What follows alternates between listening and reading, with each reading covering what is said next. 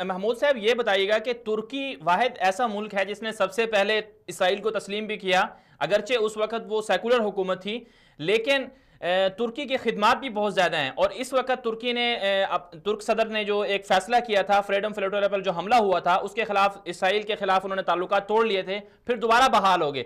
تو اب آپ کیا سمجھتے جی ہیں کہ بیت المقدس پر جب اب اتنا متنازع فیصلہ ہوا، فرض کریں اگر جیسے اس نے کہا ہے امریکہ نے کہ ہم اپنا سفارت خانہ منتقل کر لیں گے، اگر امریکہ سفارت خانہ بیت المقدس منتقل کر لیتا ہے تو کیا ترکی اپنے تعلقات اسرائیل سے توڑ لے گا؟ کیا امریکہ کے خلاف ترکی سٹینڈ لے گا اتنا بڑا؟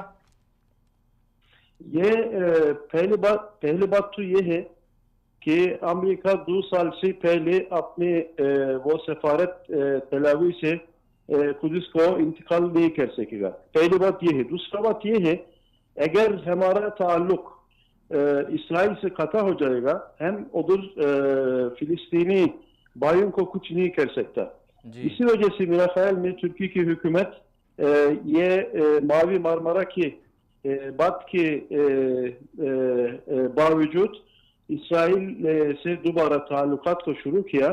اس کا مطلب صرف یہ تھا کہ فلسطینی لوگوں کو خدمت ادا کیا جائے۔ تو اس سلسلے میں بھی ترکی بہت کچھ کیا ہے اور ادھر غزہ میں اور دوسرا فلسطین کے رام اللہ اور دوسرا جگہ میں اپنے وہ محکمے کے ذریعے سے بہت خدمت پہ ادا کر رہے ہیں۔ تو اس کو قطع کرنے کی کوئی فائدہ فلسطین کو نہیں ہوگا، لیکن ترکی اس بات پر اصرار کرے گا کہ یہ ان کی فیصلہ جو ہے وہ فیصلہ پیش ہو، اس کو وہ منسوخ کرے، اور یہ دوبارہ جب ٹرمپ کی فیصلہ سے پہلے تھا اس پر دوبارہ وہ چلے جائے۔ تو یہ تو حکومت کی ایک فیصلہ ہے، لیکن طیب ایردوان کی جو کچھ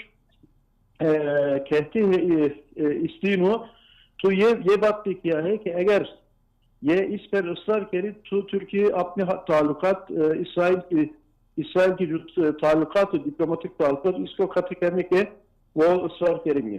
جی اچھا، یہ ایک باتیں سامنے آئی ہیں، بالکل ترکی جو ہے وہ حکمت عملی کے ساتھ چل رہا ہے، مصلحت کے ساتھ چل رہا ہے، کیونکہ پوری دنیا جانتی ہے کہ ترک عوام اور ترکی جو ہے اس وقت پوری اسلامی دنیا کا لیڈر ہے۔ تو یہ باتیں بھی سامنے آئی ہیں کہ جیسے کہ آپ نے بھی کہا کہ ترکی نے اسرائیل سے تعلقات اس لیے قائم کیے ہوئے ہیں کہ وہاں پر جو فلسطینی عوام ہیں، مظلوم ہیں، ان کی مدد کے لیے راستہ مل سکے، آسانیاں ہو سکے۔ تو یہ بتائیے گا کہ بیت المقدس کے اندر سننے میں یہ باتیں آئی ہیں کہ بیت المقدس کے اندر ترکی کی ایسی تنظیمیں ہیں، ایسے نیک لوگ وہاں پر موجود ہیں جو وہاں کی فلسطینی عوام کو بیت المقدس کی جو زمینیں ان کی اپنی ہیں وہ بیچنے نہیں دیتے۔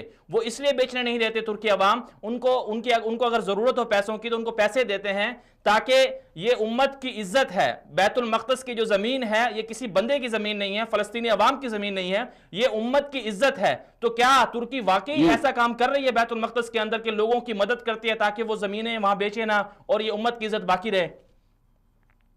یہ جس کو عربی میں تحویط کہتے ہیں، یہ اسرائیل کی ایک بیرونی پالیسی ہے کہ فلسطینی کو زمین اور جائیداد جو کچھ ہے اس پر قبضہ کرے، چاہے وہ کبھی وہ زور کے ذریعے سے اور کبھی اس کو خریدنے کے ذریعے سے یہ جائیداد لے کر اس کی قدس کی اور فلسطین کی تحریک کو آگے بڑھاتا ہے۔ تو جیسا میں آپ کو بتایا، اس کو فلسطین کی جو غریب اور مظلوم لوگ ہیں اس کو خدمت کرنے کی کچھ ذریعہ ملنا چاہیے۔ تو غزہ میں 1 ملین سے زیادہ لوگ ہیں جو کہ ہم کہہ سکتے ہیں ایک اوپن جیل ہے، اس کو مصر کی طرف بھی جانا مشکل ہے اور اس طرف بھی آنا مشکل ہے، تو اس کو مدد لینا ہے۔ جب اور یہ بات یہ ہے کہ قدس کو کچھ اگر کرے گا وہ فلسطینی لوگ کرے گا، باہر کا لوگ ان کو مدد دینا چاہیے اس کو مضبوط کرانے کے لیے۔ काम करना चाहिए. अगर फिलिस्तीनी लोग मजबूत हो तो कुदस और मुसलमानों के जो कीमत थे उसके अंदर मस्जिद अक्सा और इसी किस्म के वो इनसे वो सपोर्ट करेंगे और इसको डिफेंस करेंगे. अदरवाइज अगर वो कमजोर हो तो कुदस की जो हाउस है वो भी कमजोर हो जाएगा.